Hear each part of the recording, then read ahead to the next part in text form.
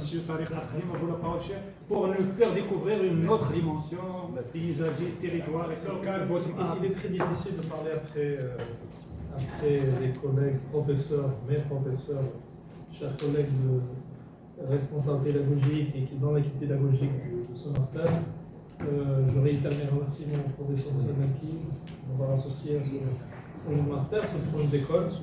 C'est une école de pensée qui, bien sûr, défend l'idée de décoloniser la pensée africaine en allant justement à travers cet atelier stratégique pour poser des pistes de réflexion à partir de ce que vous avez dit, auquel j'adhère complètement, pour dire pour mentionner trois axes de réflexion très rapides.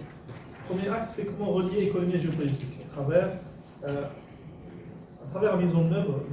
Moi, je suis pour une chaire de géopolitique, une chaire géopolitique d'Afrique, une chaire puisqu'elle permet de donner une dimension à la fois scientifique mais aussi intellectuelle à une pensée aujourd'hui qui existe déjà, mais qui n'est pas encore développée, suffisamment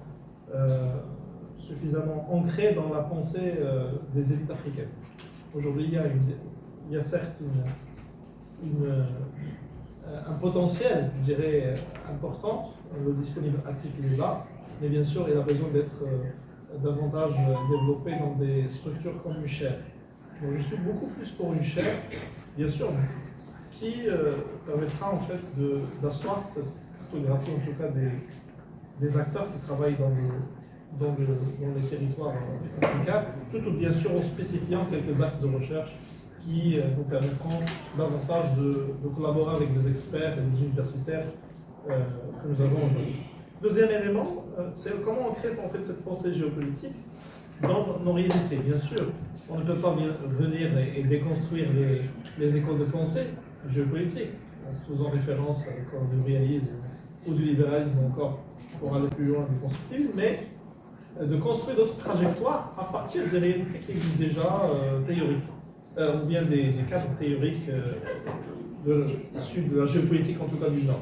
On ne va pas venir déconstruire les réalités géopolitiques, mais on va peut-être aller décoloniser ces réalités à partir d'une lecture, je dirais, à partir de nouveaux schémas de pensée, de nouvelles grilles de lecture, d'analyse, sur les réalités, soit sur la géopolitique des conflits, soit sur, en tout cas, sur d'autres axes qui nécessitent davantage de pragmatisme. La question de l'Atlantique ou autres, bien sûr, il y a plusieurs problématiques issues rien qu'à partir des éléments que nous avons vus, des problématiques que nous avons vues ensemble dans cette assise.